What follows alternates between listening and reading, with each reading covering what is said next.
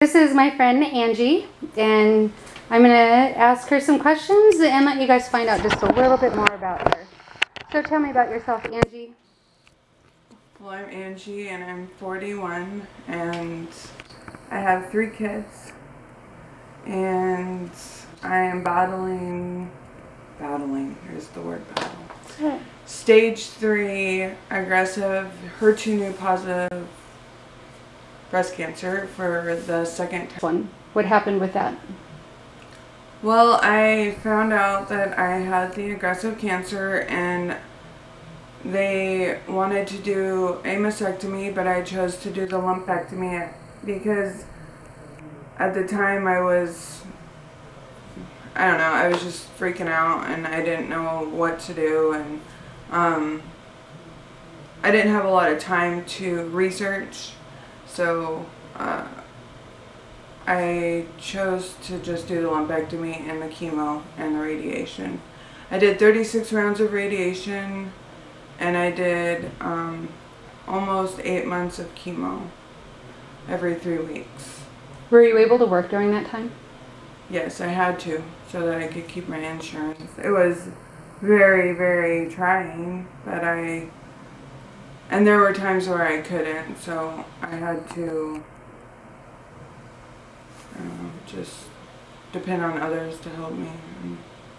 I had every side effect you could think of. I had skin reactions. I would throw up. Also, I had to have several blood transfusions and several platelet transfusions.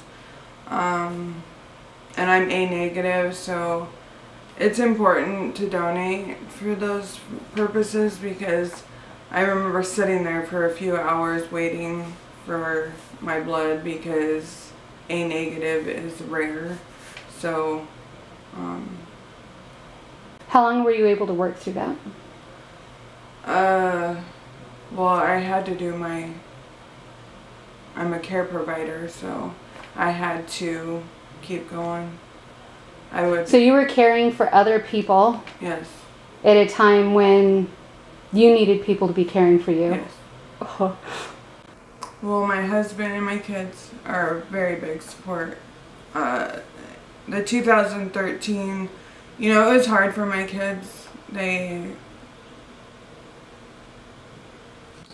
mom battled the breast cancer also, so they saw me go through that, dealing with my mom and her cancer. And then to now knowing that when you hear aggressive cancer, you're thinking, oh my gosh, all these things are going through people's heads. I remember screaming when I found out I had cancer.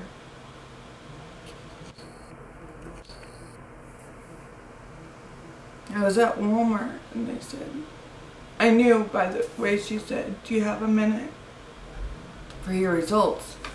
And I remember thinking, oh, I know it. So I called, they said, you have cancer, and then I called my husband, and all I could hear was him screaming and crying. It's hard on the whole family. But everybody pulled together, and my kids did wear pink to school day for me, and a lot of my son's friends were really there, rallied around, him, and was there to support the whole pink thing at the time, but as time goes on, you realize that the whole pink thing isn't what people need. I know at the time it was for him and the support, but right now it's cancers all the time, and I'm shocked of who really stepped up and who didn't. And I'm not trying to be rude, but a lot of people get the fear of cancer and losing someone, or I don't know what it is, but we've lost some friends through this journey, and it's pretty sad that, I don't know, it's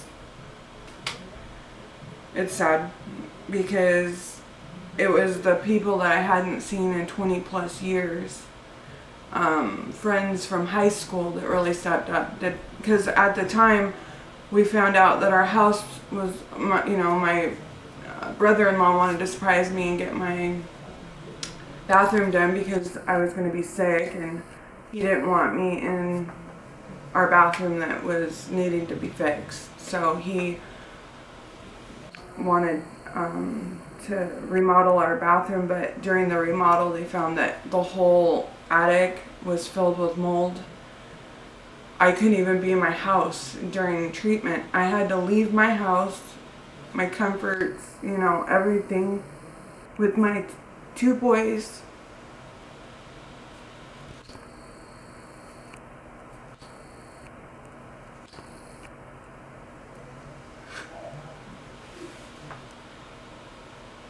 And we stayed in a hotel for 2 months because we couldn't be in our house. So, and then during that time, I'm a believer, and I was going to church and stuff, and I wanted to be able to go to my pastors and things like that. And our church at the time fell through that same week. So I lost my church family, my pastors, my house, and my health all in 2 weeks' time. It was crazy. And I was like, really? It was crazy. And I had to find the strength just to pull through. I had to, if I wanted to make it. Because at the time I wasn't sure of how I was going to make it, through all that, with everything that was being thrown at us. I don't like asking for help. I'm always the giver. I'm always the one helping, so it's weird being on the other end of that, having to depend on others, but it brings you to a place of humbleness that you don't know that you have until you're actually in that situation. So even though people have given their time and their financial or just whatever it is that they want to give to us, meals, I make sure I give back to the community. I'm a very big person on making sure that we give back. I have to interrupt, because what are you doing when we're done doing this interview today? I'm going to find a homeless person and give him a bike that And what do you continue doing for that person? I make sure he has hot meals, and I give him at least $5 so he can go get a meal. And I give him clothes and blankets, and I've been doing it for a few years, so. You're an amazing person, Angie. Thank you, sir. Absolutely amazing. So, this room was totally gutted not even 2 months ago, and we weren't able to be in this room either. There was leaks, there was mold in the wall, so we were able to, they reached out and with the kindness of their heart and gave their time, and our beautiful walls are because of bridging the gap. excellent. In the other room also, not just this room.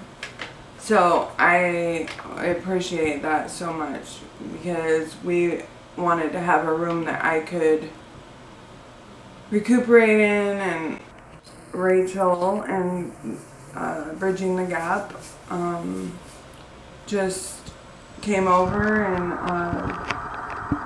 blessed me with this financial donation, which was a major blessing because I was able to pay off some of my medical bills that I couldn't.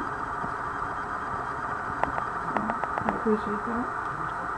So it was not just financial, it's time and just being there for friends, and just giving back to people that not always are able to ask for help because they don't want to ask for help, but if you see a need, then even if it's just donating blood or just giving your time, reaching out to someone. People always wonder and say, what can I do? Give back to people. That's what you can do. Just give back. Just be there for people. I had a lady just walk up and hand me flowers. He went into the store and bought me flowers, and just the little things make people feel good while you're going through this horrible journey. Not everybody has a horrible journey, but I'm gonna tell you mine was. It's not been fun at all. And you get to that dark place in life, and you're just like, I don't know how I'm gonna do this. My faith is what gets me through, and the people around me, the support is the major thing. Supporting people and just being there for the people that are battling this right now. The rally of my friends and getting, just knowing that they care enough about me even 4 years later. Because people forget. Out of sight, out of mind.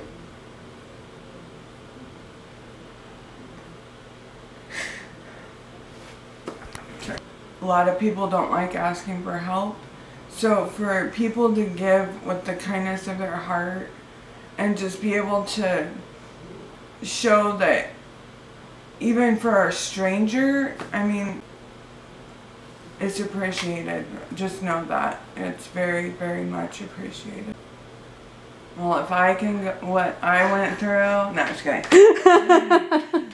No, you just, every time, just think of all the people you're going to be helping. I think that alone will get you through. Just hear Angie saying, you can do it.